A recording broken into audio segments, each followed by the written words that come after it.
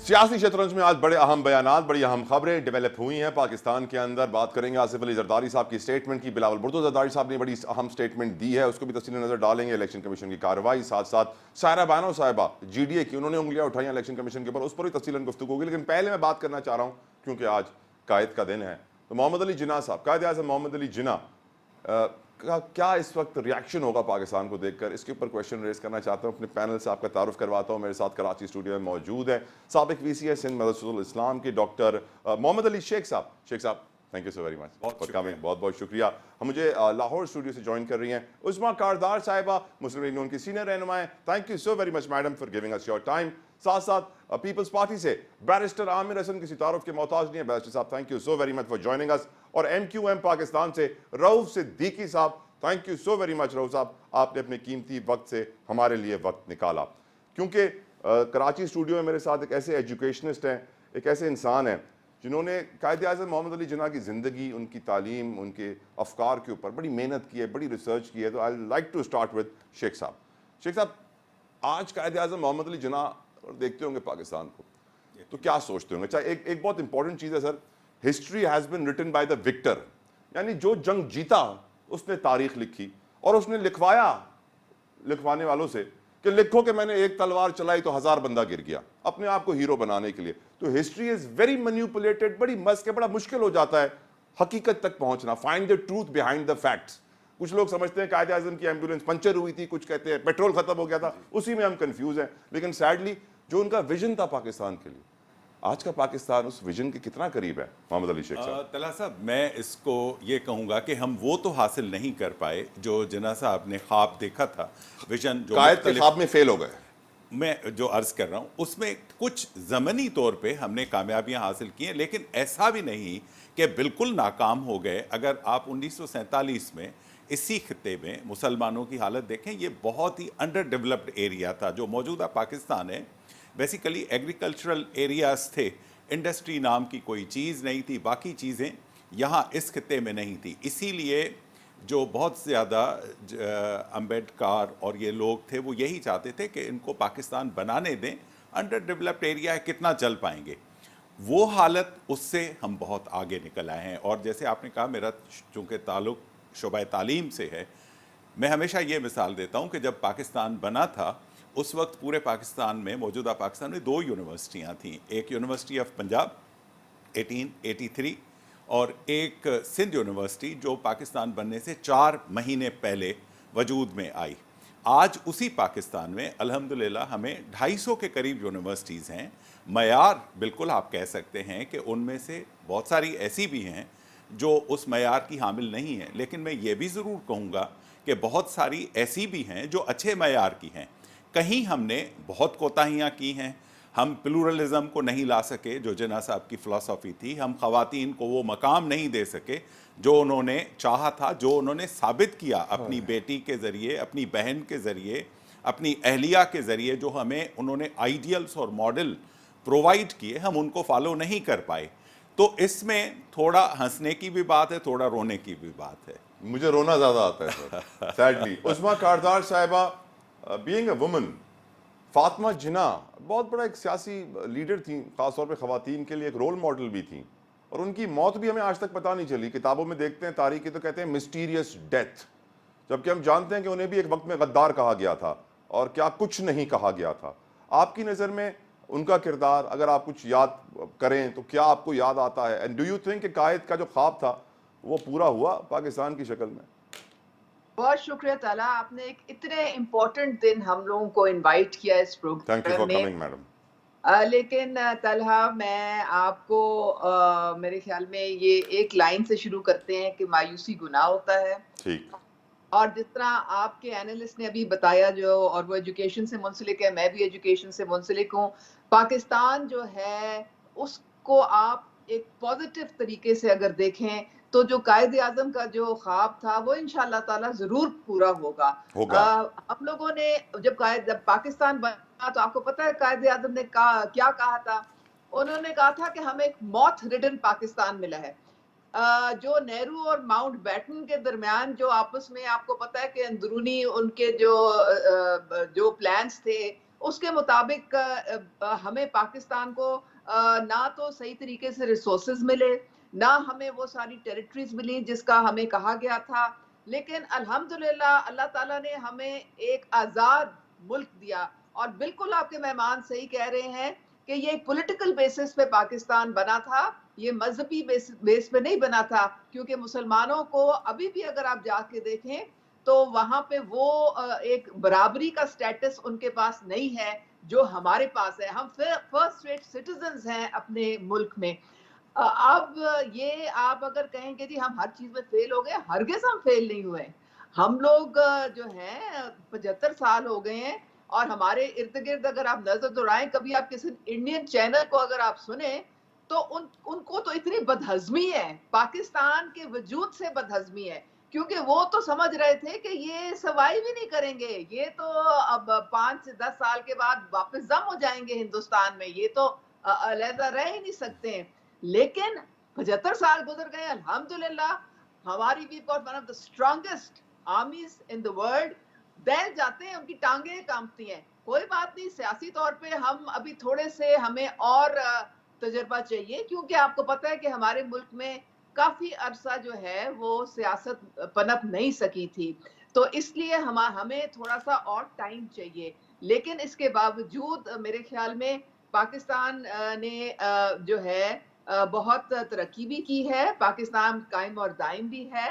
عورتوں کے حوالے سے جو آپ نے بات کی، جو محترمہ فاطمہ جناح کے حوالے سے بات کی، وہ میں آپ سے بالکل میں اگری کروں گی کہ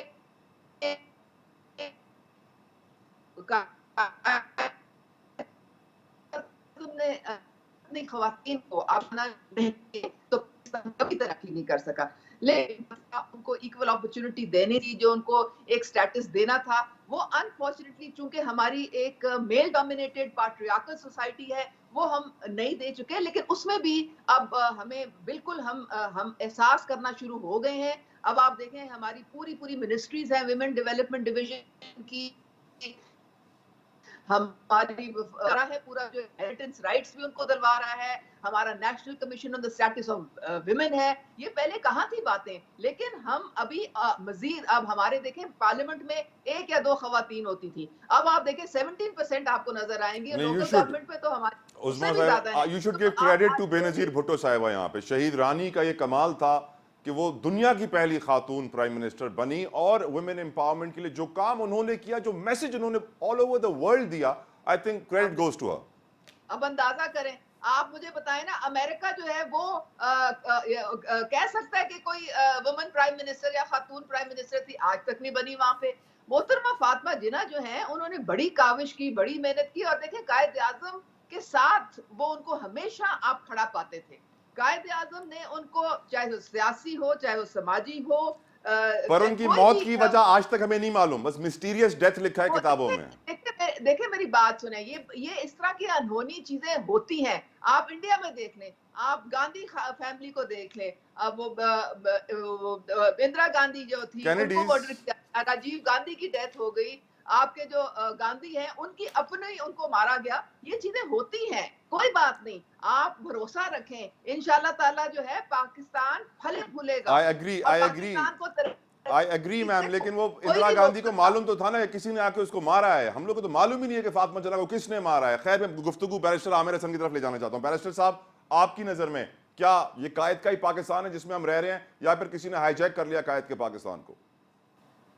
بہت شکریہ جی. دیکھیے، میں درمیان میں ہوں اس وقت. اگر اپنی سوچ اور فکر میں نہ تو ہم اتنے کامیاب ہوئے ہیں جتنی توقع جناح صاحب نے کی تھی، اور انہوں نے اپنی 11 اگست 1947 کی تحریر کے اندر دستور ساز اسمبلی کو ایک روڈ میپ دیا تھا اس نئی ریاست کو. تو اس پہ عمل درآمد کرنا چاہیے تھا، آگے بڑھنا چاہیے تھا. تو نہ تو میں کہوں گا کہ ہم توقعات کے اوپر پورا اترے ہیں، اور نہ میں یہ کہوں گا کہ ہم بالکل ناکام ہیں. ہاں، کہیں درمیان میں ہیں. ہم اگر اتنا کرتے تو ہم زیادہ کامیابی تک پہنچ سکتے تھے. یہ کیا آج کا پاکستان جناح کا پاکستان ہے؟ دیکھیے، آج اتنا بھی پاکستان موجود نہیں ہے جتنا جناح صاحب دے کے گئے تھے، اور اس کا بڑا حصہ ہم نے گوا دیا دسمبر 1971 کے اندر. تو اس لیے آج ہی جناح کا پاکستان تو جغرافیے کے لحاظ سے بھی نہیں ہے. اب جانتے ہیں کہ کیا فکر اور سوچ کے لحاظ سے یہ جناح کا پاکستان ہے. تو جناح صاحب نے جس امانگی کی بات کی تھی اور کہا تھا کہ اب مذہب کو یہاں پہ تقسیم کا ذریعہ نہیں ہونا ہے, ہر ایک کو آزادی ہوگی کہ وہ مسجد میں جائے, مندر میں جائے, چرچ میں جائے, ریاست کا اس سے کوئی سروکار نہیں ہے.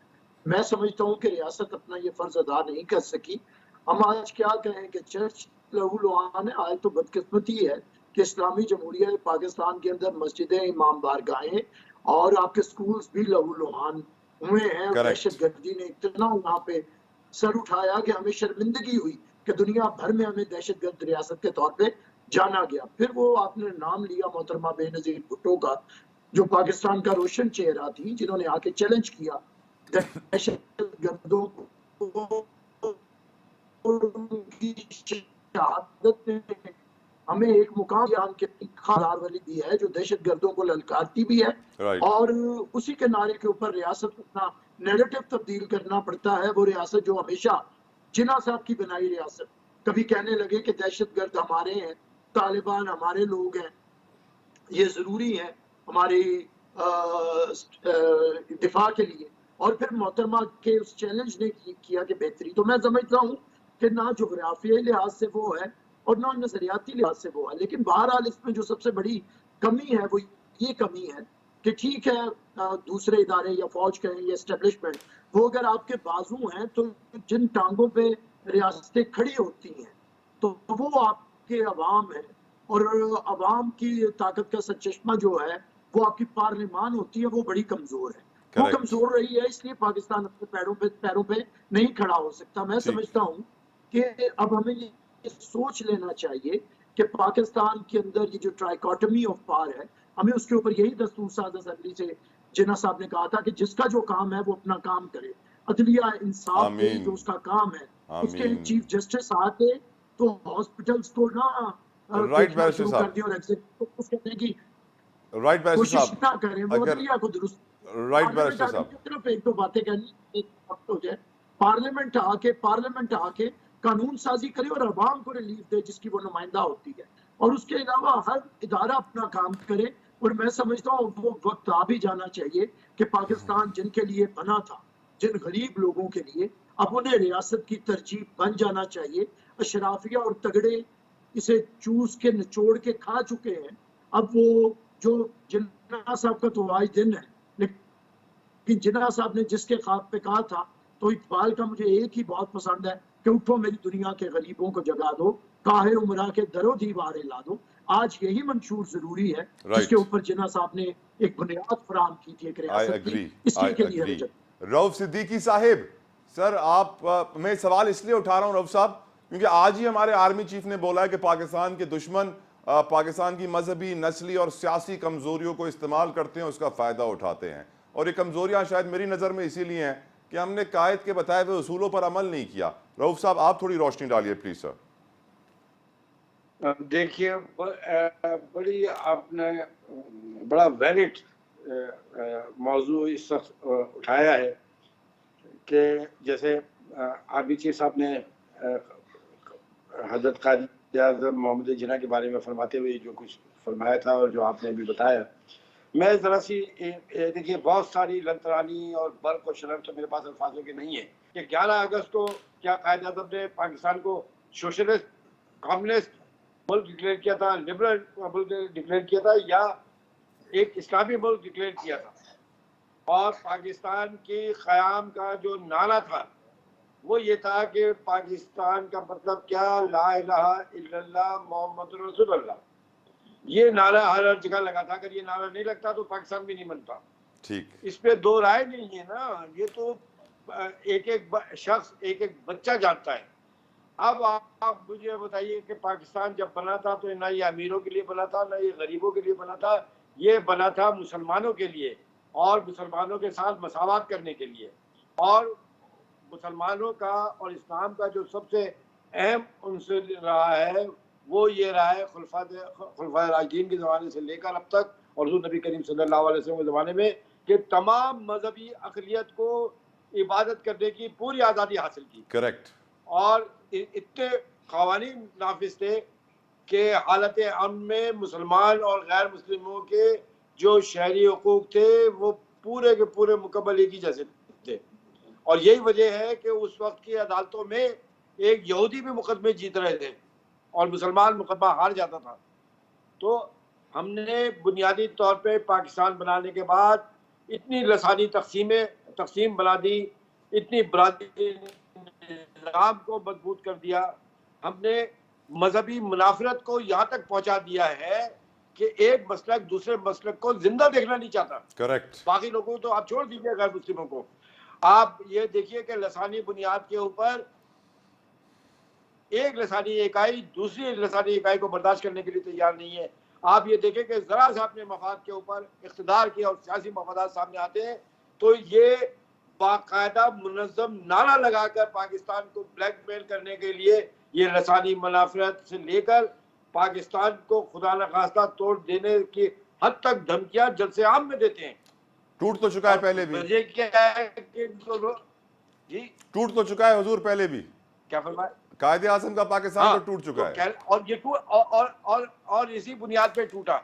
آپ نے جو فرمایا کہ آپ یہ دیکھیں کہ جتنے بھی ادارے ہیں آپ جوڈیشری کو اٹھا کے دیکھ لیجیے، جو پاکستان کے اندر جو چند بڑے خطرناک ترین مملکت کے خلاف فیصلے کیے گئے ہیں اور حب الوطنی کی اطاعت میں کیے گئے ہیں وہ جوڈیشری نے تو کیے.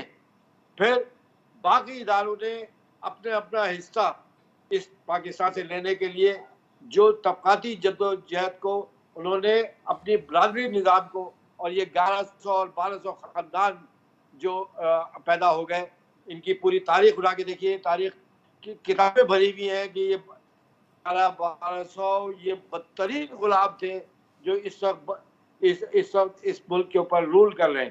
رائٹ. رؤف صاحب مجھے بریک کا کہا جا رہا ہے. سر سو سوری رؤف رؤف صاحب، سو سوری، میں معافی چاہتا ہوں آپ سے، لیکن مجھے بریک کے لیے بہت پریشرائز کر رہے ہیں سر پروڈیوسر صاحب میرے کان میں. ایک بریک لیتے ہیں، بریک کے بعد گفتگو جاری رہے.